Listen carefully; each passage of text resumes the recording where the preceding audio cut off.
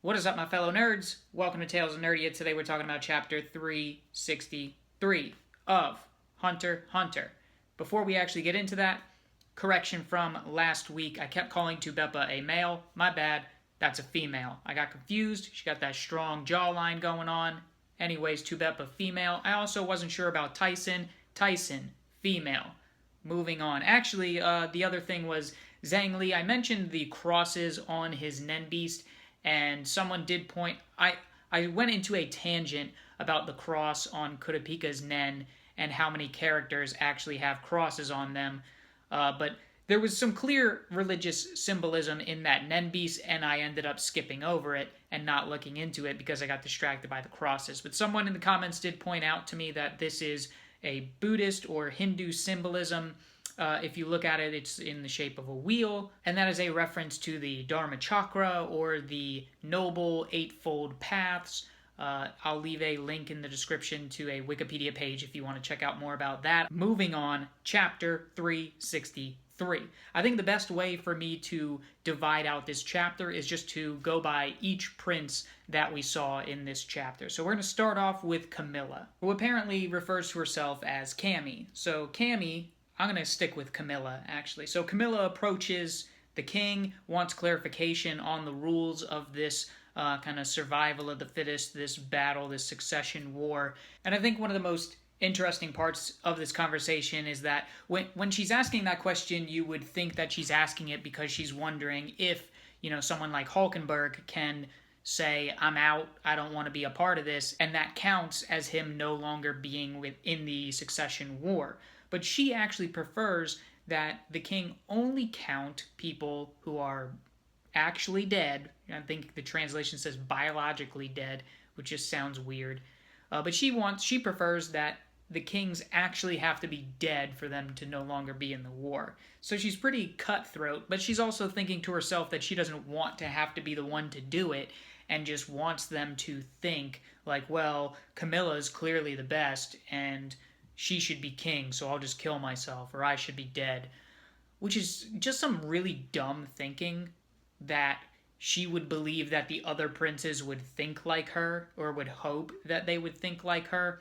After her conversation with Benjamin, those two kind of butt heads, and as she's walking away, she thinks like, oh, what a pain in the ass that I can't just wish for something to be true. I have to take some action here. So as we follow each prince, we get to learn a little bit more about them, which I'm sure a lot of people want some more action in these chapters. We've been waiting for so many years for new chapters, but we got to get to know these characters for us to actually care about this arc. And that's exactly what we're getting this chapter and the previous chapter. And from what I could tell about Camilla, it seems like she contradicts herself a little bit. She wants all of the kings. She requests that in order for the kings to be eliminated from the succession war, they have to be actually dead and not just resign from it. But she doesn't seem to want to put any effort into making that happen, where she thinks it's a pain in the ass to have to make some effort to make that happen. Later on, when Benjamin places one of his private troops on each prince,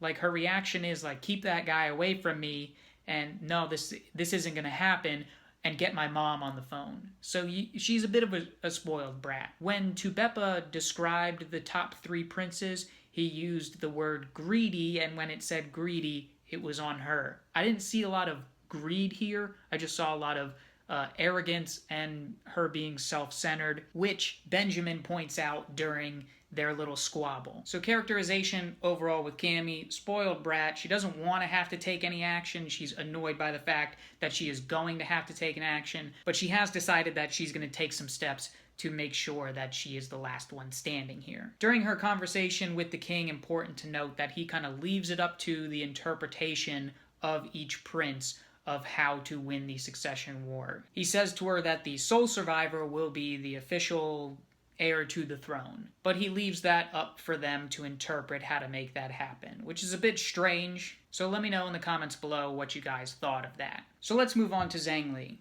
As he's leaving the ceremony, he's informed that Prince Wobel's bodyguards were eliminated, or most of them were eliminated. If you remember, the other queens are allowed to assign guards to the queens below them, so that means that Queen Oito had 7 guards assigned to her from the other queens. So Zhang Li is thinking, well, did they kill those other guards?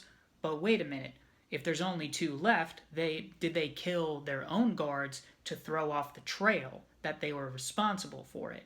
And that's when his own guard brings up Nen Beasts and says, well, it's a little more complicated than that. I gotta tell you about these things called Nen Beasts. So a good analysis by Zhang Li, or at least, he's thinking out loud. So it seems like so far he's not as emotionally driven as the other princes. He's calm, he's thinking things through and trying to analyze the situation. And later when he is assigned a guard, he actually thinks of it as an opportunity to learn more about Nen Beasts, as opposed to, say, Camilla, who was freaking out about it. Another thing about Zhang Li is he was a bit surprised that of all of the princes, Prince Wobel's guards were attacked first. And this is before he goes into the other analysis of, well, maybe they did it themselves to throw off the trail. But I think it says something about him that his mind would go there and say, like, really? You're gonna attack a baby first? This may be a mistake on his part for underestimating Prince Wobel's guards and the threat that Prince Wobel may pose, but he at least has some decency within him that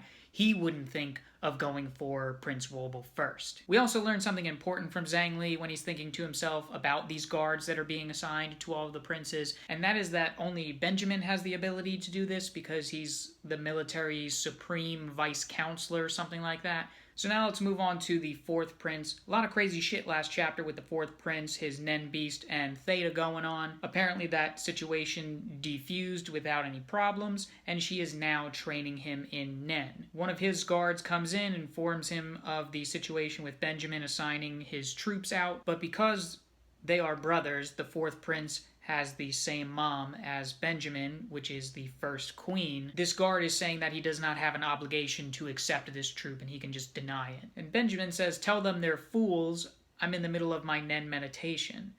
I don't know if he means just tell them you guys are fools, like no way, and then he's telling the guard I'm in the middle of my Nen meditation, or if he's telling this guard, tell them I'm in the middle of my Nen meditation. That would make sense. That would kind of be the 4th prince's way of saying, like, hey, fuck you, I'm learning Nen, you better watch out. But I'm not sure that would scare Benjamin because he already knows Nen, but we'll talk about that in a minute. And if he is saying that, is it going to end up being a smart move because Benjamin already knows Nen? How is Benjamin going to interpret the news that the 4th prince is in the middle of his Nen meditation? And before we move on to Beppa, I want to just point out, you see Theta's face just like in the corner there? Not looking too happy. So she's not enjoying her time training the 4th prince. Moving on to Beppa.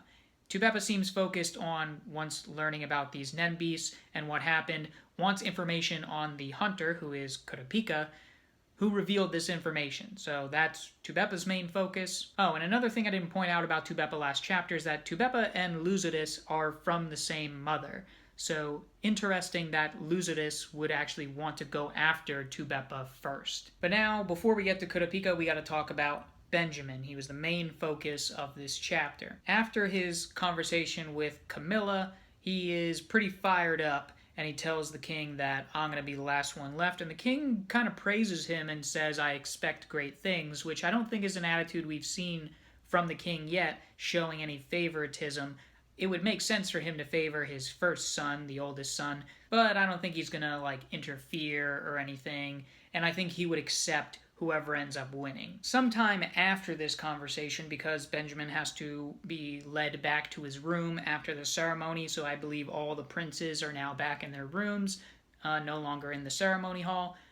So a little bit of time has passed, and he's still fired up, I think, from his conversation with Camilla and the king, and he just goes storming down the hallway, and this is important because all of their movements are supposed to be planned and monitored. But he's stomping around the hallways thinking, I'm just going to kill all of the princes, which earlier we were told that this is a crime not an okay thing to do. They're not supposed to be doing this directly. And this is something that I said last chapter, was that he just seems to be the kind of guy who wants to handle everything by brute force. So he's stomping down the hallway, rips off his shirt, he's surrounded by his nen, which is a big surprise. A lot of people have speculated for a long time that he knew nen since the first time we saw him basically with a lion in a chokehold and then ends up crushing the lion. People have assumed that he knew nen. Now we have confirmation of that, which is really cool to see. So he's stomping through the hallways and he tells one of his troops, get me the captain of the private troops, and tell him, get the fourth prince to me. Don't kill him, but do whatever it takes to get the fourth prince to me, because I'm going to kill him myself. But apparently once this troop gets in contact with the captain, Balsamico's like, hey, chill out for a second, let's have a conversation about this. Now, if you go back a couple chapters, you know that Benjamin was planning an assault on the other princes, and the captain of the private troops, Balsamico, was talking with the other troops about this and basically told them, like, we're going to be on standby, we got to be ready for this assault at any time. But this guy, the captain of the private troops, he's able to calm down Benjamin and kind of explain to him the situation about the nen beasts. And Benjamin's like, well, why can't I see them? I know nen, so it seems like this is a restriction. Not a restriction in the sense that we normally think of when we're talking about nen. This is just another rule of the nen beasts of the ceremony pot. So someone who has a nen beast cannot see their own nen beast or other nen beasts, even though they know nen. So the fourth prince's, if we jump back to the fourth prince, his nen training is not going to help him see these nen beasts. So if he's actually able to learn nen pretty quickly, it may help him a little bit in defending himself from other nen users, but not necessarily other nen beasts. But anyways, back to Benjamin. So his plan all along was to use the fact that he knows nen and his private troops know nen. You know nen. He thought that was going to be enough to squash the other princes, but apparently not. And Balsamico is explaining this to him. He's able to calm Benjamin down and says, look, these other guards may know nen. You can't see the nen beasts, so that puts you in danger. We got to rethink our strategy here. A few other important points of this conversation. They believe that Kurapika intentionally broadcast to everyone over the emergency channel about these nen beasts in order to cause a stalemate. So they think that the hunters are lacking information. They say that, we had the advantage. Benjamin and Balsamico say, we had the advantage because we knew all this information.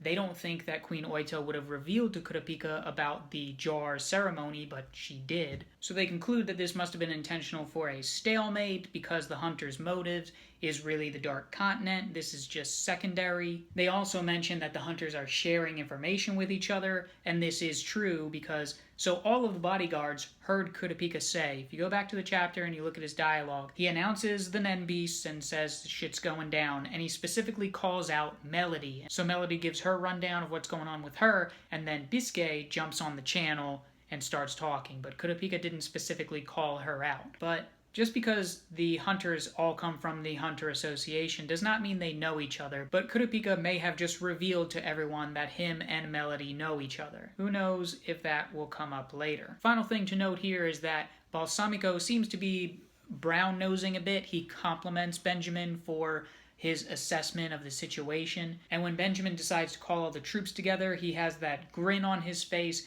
and then he thinks to himself, like, as long as we give Benjamin the right information, even though he acts on instinct sometimes, once we give him the right information, he's able to analyze it and make a good decision, even though he is very impulsive. But the way that this dialogue comes across, I think it's clear that Balsamico is up to something. He thinks that this is the only king that can lead this developing country, the only one that possesses the flexibility and understanding we need. So I'm pretty sure that Balsamico is up to something. I think it's supposed to be very clear to the audience, to the reader, that this is happening.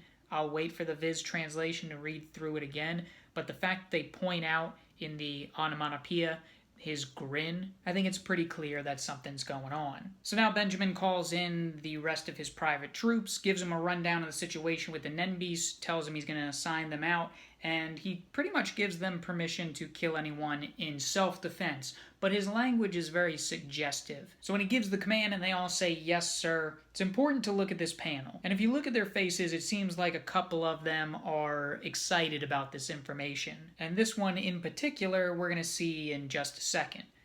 Because I do want to point out before we go on that Benjamin does ask Balsamico about his own Nen Beast, and of course Balsamico again complimenting Benjamin. I really think that he's brown-nosing and he's got something else going on. By the way, if you hear some background noise, it's because my neighbor turned on his car and he's just like sitting in it, and he does that all the time before like he leaves.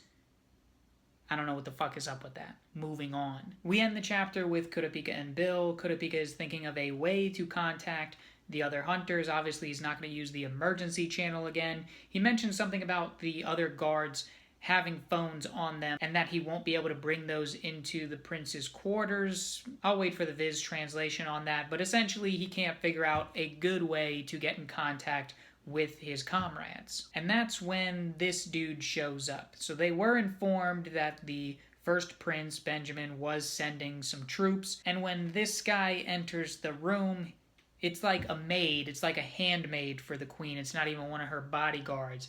He has her, and he has stabbed her and says that it was in self-defense, and she even had this poison vial on her. And he's just got this shit-eating grin on his face because he knows that they're not going to believe that. He's just basically flexing in front of them and saying, "Yeah, I'm an assassin." And of course, Kurapika assumed he was going to be a spy, but then realizes, like, oh shit, this is even worse than I thought. And that's where our chapter ends. And for next chapter, this is probably where we'll start off, you know, this standoff going on right now. I don't know if Kurapika and Bill are going to straight up attack him for killing this woman, or if they're going to have to play along so that they don't cause any trouble. I mean, if they just kill the first prince's private troop, clearly that's going to cause some trouble for them. But on the other hand, to protect Prince Wobble, he's going to want to do whatever it takes. So Kurapika and Bill may need to make a snap judgment here on what they're going to do with this guy. Now, based on this guy's actions, I think that if you go back to the panel with all of the private troops' faces, you could probably guess a few of them, like what their actions may be when they reach the other princes. There's definitely one guy in there who looks super excited, so if you see his face pop up around another prince, shit's probably going to have to go down. And that's where we'll leave things this week. Now, if there's anything I missed, there is a lot going on in this chapter within the dialogue, so if I missed anything, comment below, or if there's a piece you want to talk about particularly, leave a comment below, like if you enjoyed. I am also now on Patreon, so if you would like to support the channel that way, go ahead and check out my Patreon, link in the description below. But that's where we'll leave things off. Thanks again, guys, for watching, and I'll see you very soon. Bye.